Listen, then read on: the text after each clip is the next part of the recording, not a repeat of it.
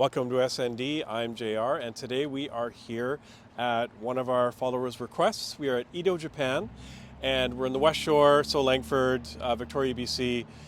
That road is Jacqueline, that road is Kelly, and then this called us what, Belmont Market? Belmont Market, yeah. Now, Edo Japan, I was first introduced to Edo basically with one of their mall stores way back in the day when they had a pretty limited menu. Edo actually started in Calgary, Alberta Oh, in 1979, and then they moved to or they expanded to they started in Edmonton in 1979, moved to Calgary in 1982, and then in 1986 decided to franchise. And then in 2000, they kind of reshaped their whole organization because it used to just be called Edo. Now it's called Edo Japan. And they started opening up the storefront stores and expanded their menu. They used to just do like beef, sukiyaki, yeah. teriyaki chicken. Now they do like tons of different things like sushi, different rice bowls, Like different sides and stuff noodle too. bowls Yeah. and whatnot. And so now that we're here, this gave me a really good opportunity to tell a story. And stay with me, it's a pretty good story. It's an ominous story, so I'm going to cue the music. Now, the date that lives in infamy, 1994, December 23rd.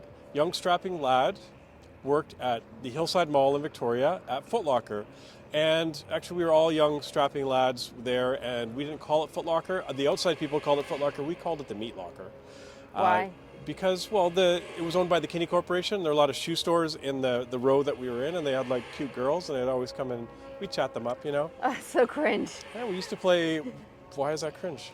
Because it just is. We used to play football in the store, and anyways, it was a good time.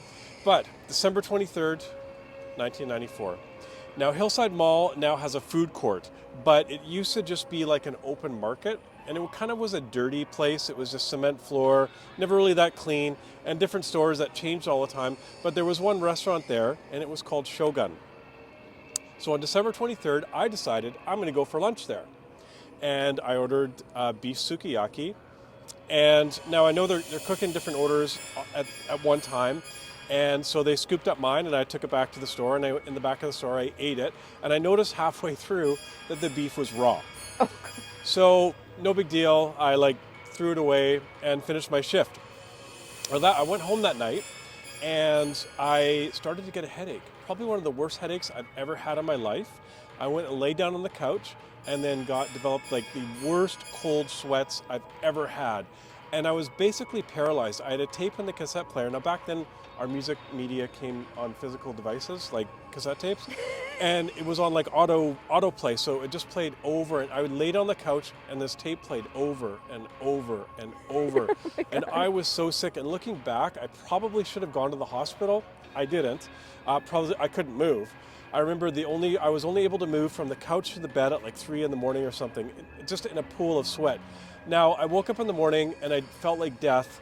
I mean, honestly, the stuff coming out of me was only like God. some Renaissance painter could only come up with Oh my those God, colors, just Jason. amazing colors, or not amazing colors.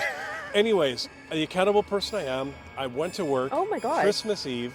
I remember like sliding the folding door just open so I could squeeze through, and I looked like death. I mean, I felt like death, and I got accused of going out and drinking that night and showing up to work hungover.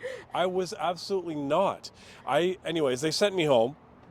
And so I think it was about 4 or 5 days later, one of my friends, Ryan, who I think he was either just finishing with the RCMP or just got posted to Prince Rupert, he came back into town and was like, hey, let's go out for dinner. Anyways, we went out to Swan's, and I think all I could do was drink water. I felt horrible. It was about 6 days without food that I went. Anyways, that is a day that will live in infamy. And now that you know that story, we're going to go into Edo. And what are we Again, I've never having? had a bad experience with the Edo, and I do kind of like the restaurants. They are clean, they're open, and we ordered our food online. Yeah. So we're going to go inside and we're going to show you what we had, and then we will talk about it afterwards. Okay, There we let's go. Let's go. Now, first up, we have their newest item on the menu. It's the Tokyo Fried Chicken. It's coming in at $8.99, and I have to say, this is right up my alley. They're crispy, fresh little pieces of chicken. I love the fact that they're bite-sized and they're cooked really well. You get 2 choices of sauce. You can have a sweet plum or a chili. I will definitely be coming back for more of these, 100%.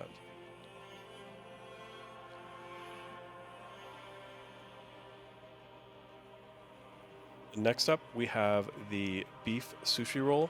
So little pieces of sliced beef with avocado and cucumber and a little dollop of sukiyaki sauce on top. They are $8, and I believe you get 8 rolls. So what you see there is a double order, and you can see my fantastic chopstick skills coming to work right there. I like this. I don't like fish, so this is an excellent alternative for me.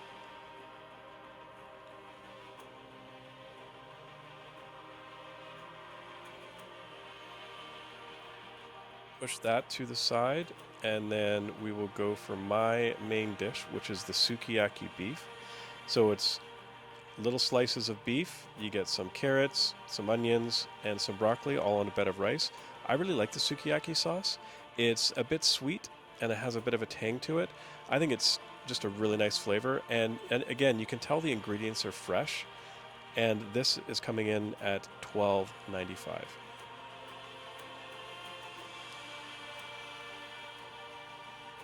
And next up is the teriyaki chicken. So again, it's little slices of chicken with broccoli, carrots, and onion on a bed of rice with the teriyaki sauce. This is good. I personally prefer the sukiyaki, but this is definitely good if you're a fan of teriyaki chicken.